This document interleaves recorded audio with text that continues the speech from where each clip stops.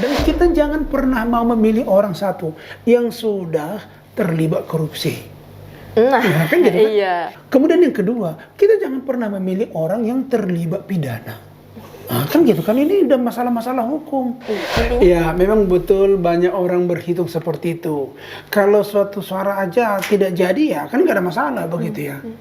Jangan lupa, jangan salah juga. Satu suara sangat menentukan. Nah gitu ya, apabila orang baik-baik berpangku tangan, maka orang jahatlah yang menentukan. Nah, gitu.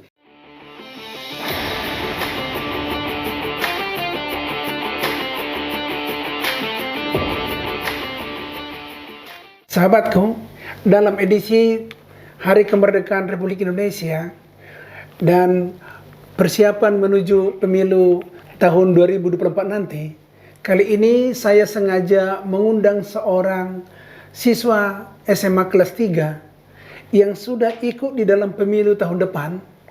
Sejauh mana pemahaman dan juga ketertarikannya untuk memahami kebangsaan melalui pemilu tahun depan.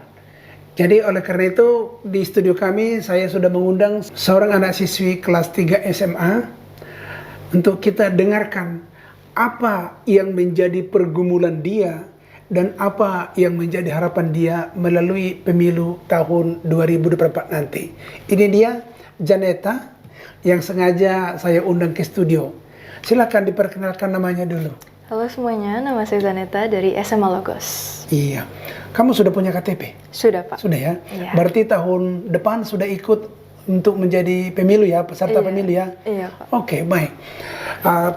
Kita lihat bahwa tahun 2024 nanti pemilih dari kaum milenial dan generasi Z itu ada sekitar 60%. Dan Janeta ini adalah termasuk generasi Z. Dari jumlah yang 60% itu, berarti sangat penting peranan suara mereka menentukan nasib bangsa ini. Tetapi kita lihat dan kita dengarkan bagaimana kira-kira pemahaman Janeta tentang pemilih ini nanti. Oke, baik Janeta. Ini kan sudah mau jadi pemilu. Saya tidak tahu sejauh mana kamu memahami pemilu itu. Supaya saya tahu dan juga pemirsa tahu, sebagai seorang generasi Z, silakan kamu tanyakan beberapa hal dulu yang kamu tidak paham tentang pemilu ini. Sejauh pengetahuan saya, pemilu itu kan cuman pemilihan umum, Pak. Tapi secara lebih dalamnya lagi, saya tuh kurang tahu pemilu itu apa sih. Jadi mungkin apakah Bapak bisa menjelaskan gitu kepada saya? Iya, jadi begini, kalau pemilu itu adalah kesempatan kepada seluruh rakyat Indonesia yang sudah dewasa, yang sudah punya KTP, untuk memberikan suaranya memilih siapa yang menjadi kepala pemerintahan, presiden, gubernur, wali kota atau bupati, sekaligus menentukan atau memilih siapa yang akan mengawasi mereka ini. Terus kalau tujuan pemilu itu buat apa sih, Pak? Oh begini, pemilu itu dilaksanakan tujuannya adalah untuk mendapatkan siapa yang lebih bagus dari antara calon-calon yang berminat untuk memimpin bangsa ini atau berminat untuk mengawasi pemerintahan yang ada. Jadi kita mengadakan pemilihan ini supaya kita dari beberapa kandidat kita bisa memilih mana yang terbaik. Itulah tujuan daripada pemilu. Sebab kalau nanti kita pilih salah orang, maka bangsa ini yang menjadi korbannya. Berantakan. Berantakan dia. Iya. Dan menurut aturan demokrasi di negara kita ini, nanti kalau seandainya ada juga memilih si A sekian suara, si B sekian suara, si C sekian suara, mana yang suara terbanyak, itulah yang gol menjadi pemimpin di bangsa ini. Nah, begitu caranya. Jadi memilih yang terbaik.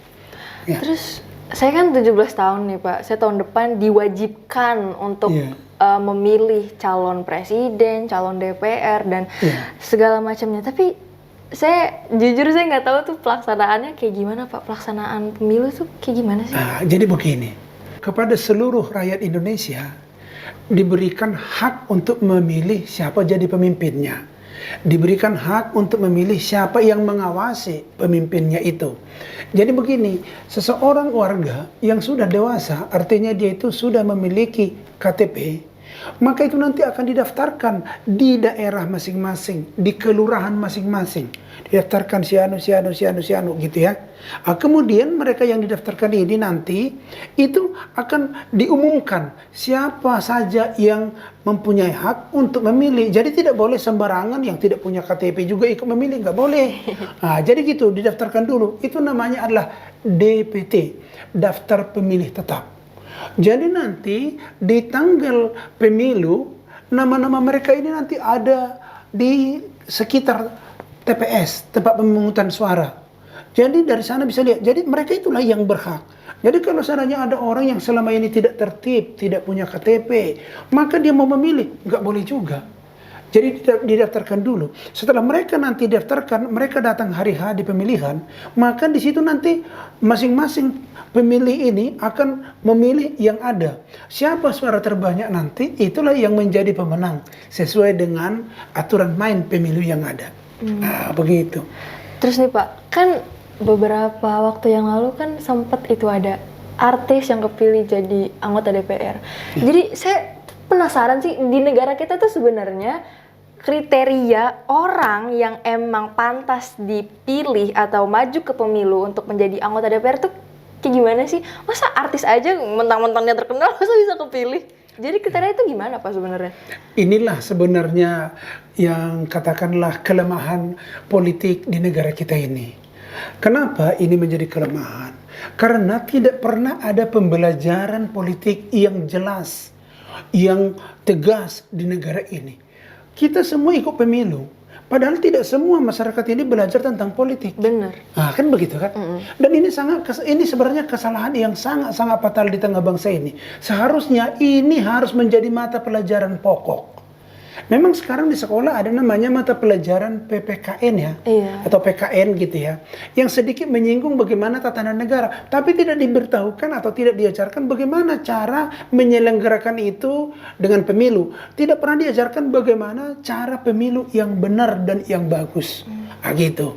Jadi kalau tadi Janeta mengatakan ada artis yang terkenal terpilih, apakah itu cocok atau bagaimana sih gitu ya? Sebenarnya siapapun boleh mencalonkan diri dan siapapun boleh terpilih, tetapi paling tidak dia juga memahami apa fungsinya atau tugasnya kalau dia terpilih. Sekarang ini ada begitu banyak orang yang terpilih yang tidak memahami tugasnya, maka di sana itu nanti hanya duduk diam dan juga tanda tangan gitu ya. Ini yang, gitu. Ada yang nonton video gitu ya, kan gitu kan. Waduh, inilah yang menjadi permasalahan besar di negara kita ini. Benar-benar. Ya, oke. Tapi kalau tadi kira-kira ya, sebenarnya siapa yang pantas kita pilih? Yang pantas kita pilih adalah yang kita tahu bagaimana track recordnya. Bagaimana dia selama ini. Kalau selama ini dia juga memang katakanlah mampu untuk mewakili sekelompok masyarakat, memperjuangkan hak-hak sekelompok masyarakat ini, itu pantas untuk dipilih. Kalau dari track recordnya. Tapi kalau ujuk-ujuk tadinya dia itu hanya sekedar pekerjaannya terkenal gara-gara dia menjadi presenter atau ini, itu kan belum tentu bisa dia mampu memperjuangkan kepentingan masyarakat ini. Tadi kan kita katakan, terutama kalau DPR gitu ya, DPR itu adalah untuk mengawasi pemerintah atau mengawasi pemerintahan. Jadi kalau dia mengawasi pemerintahan, tentunya dia punya kemampuan untuk mengawasi itu, bukan hanya sekedar duduk diam duit. Kan begitu kan? Aduh, makan gaji buta. Itu yang sering terjadi kan. Jadi oleh karena itu, kalau kita harus melihat bagaimana track recordnya, rekam jejaknya, ini orangnya bagus atau tidak, begitu ya. Dan kita jangan pernah mau memilih orang satu yang sudah terlibat korupsi. Kan gitu kan? Kemudian yang kedua, kita jangan pernah memilih orang yang terlibat pidana. Kan gitu kan, ini udah masalah-masalah hukum. Dirinya saja nggak bisa diberesinnya, apalagi mengurus bangsa ini. Kan di situ kira-kira.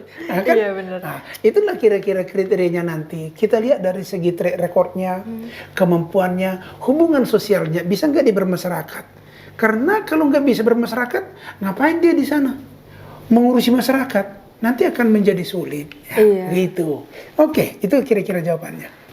Belajar dari pengalaman kita di negara ini, kalau setiap orang itu dia bisa mencalonkan sebagai contoh anggota DPR, dan kita sebagai masyarakat kita tuh tahu secara personalnya tuh dia gimana kan.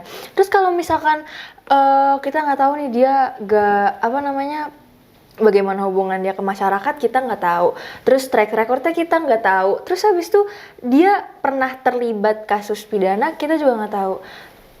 Dan meskipun kita tahu pun kalau orang itu udah ketemu duit, kadang-kadang bisa. Bagi duit gitu? Iya, terkadang susah. Terus gimana kalau misalkan nanti yang kita pilih nih, yang nantinya lolos dan yang nantinya kita pilih dan kita yakin dia mampu.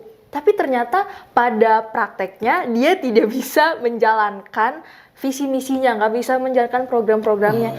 Itu gimana Pak? Sebagai masyarakat kita kecewa gitu kan. Tapi menurut Bapak gimana sih?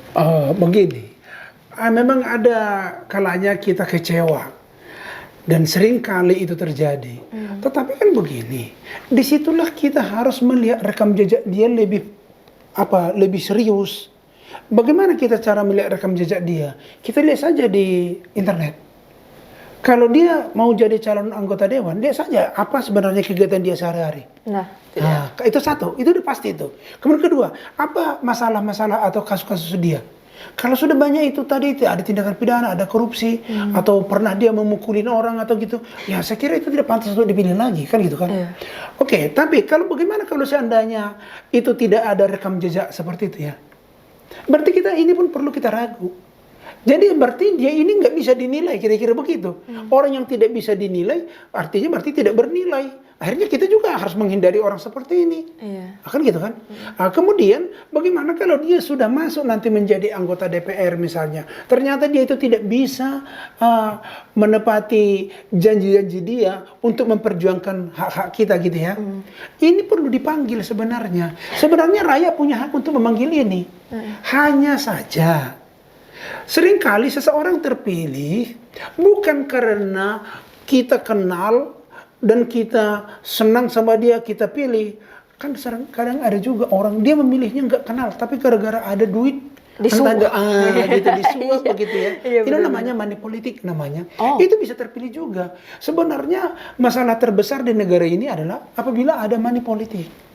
Money politik itu apa Pak? Money politik gini, saya membagi duit kepada orang supaya saya dipilihnya. Itu money politik itu.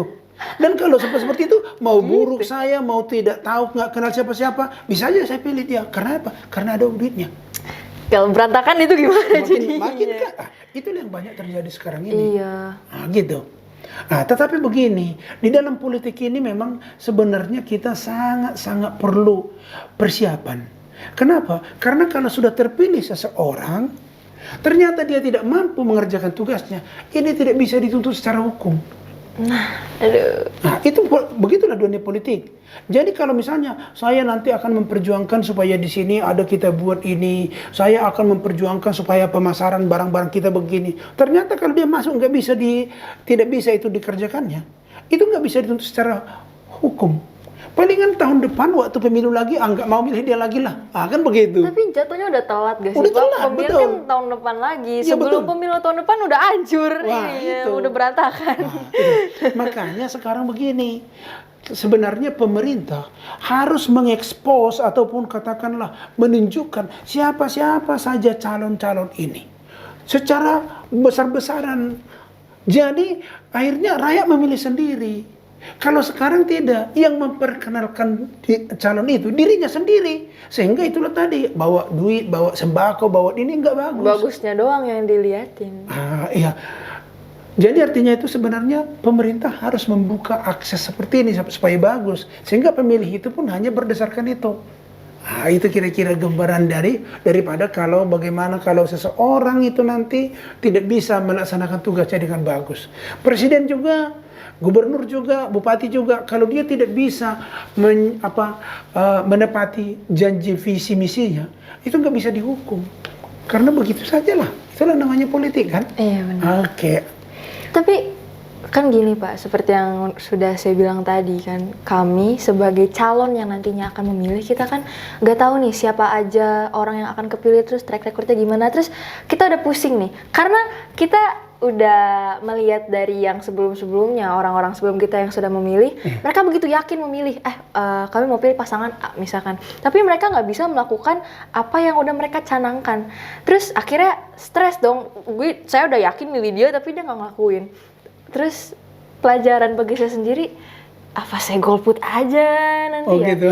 Tapi sebenarnya Pak, kan suara tuh cuma satu kan, ada berjuta-juta orang di Indonesia gitu. Yeah. Jadi kalau misalkan cuma satu yang golput juga ya nggak masalah dong, ya nggak sih?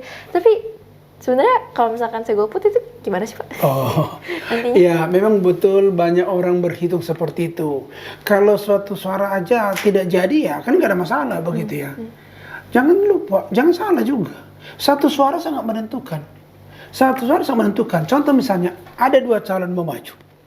Di sini suaranya sudah dapat 500. Di sini dapat suara 500. Satu suara masuk ke sini, akhirnya ini jadi pemenang. Iya sih. Nah, kan gitu kan? Iya sih. Nah, kan gitu. Jadi begini, memang kita tidak tahu kalau semua calon-calon itu bukanlah malaikat ya.